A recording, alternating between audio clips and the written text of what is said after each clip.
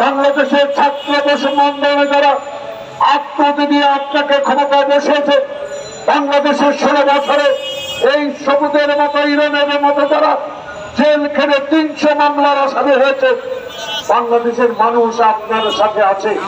ওই বেকাররা সংখ্যায় খুবই কম, টাকার সংখ্যা তাদের বেশি, কিন্তু মানুষের সমর্থন তাদের নাই।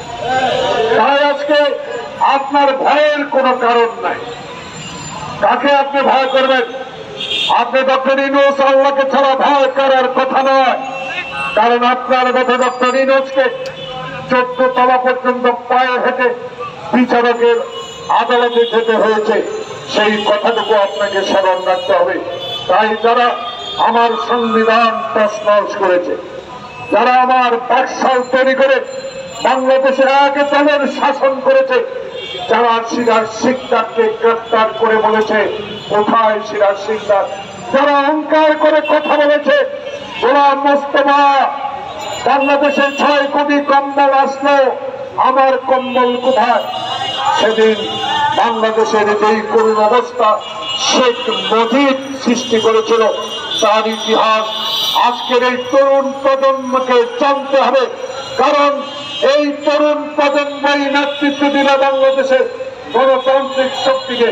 তাই আজকে আমরা এই সরকারকে অনুরোধ করব, আর বিলম্ব নয়, হারুন বিপ্লব এবং শেখ হাসিনার প্রত্যেকদেরকে যারা খুন করেছে, যারা লুট করেছে, যারা আমার সম্পদকে লুট করে কানাডায় বাড়ি করেছে, এখনো 3.5 মাস অতিবাহিত হলো, এখনো কেন আইনের আওতায় আনা হলো না?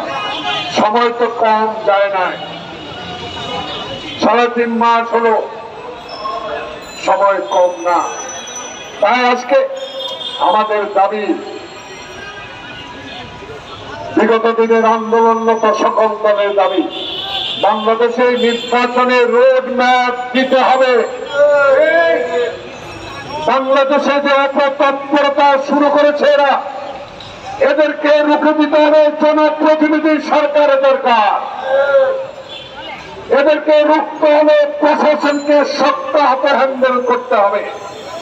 কারো চোখের দিকে তাকিয়ে নয়, বাংলাদেশের 18 কোটি মানুষের দিকে তাকিয়ে এদেরকে প্রতিহত করতে হবে। কারণ এরা চোর, এরা ডাকাত, এরা আমার বাবার দেশ হিসেবে দেশকে ব্যবহার করেছে। তারা হিন্দুস্তানের দালাল,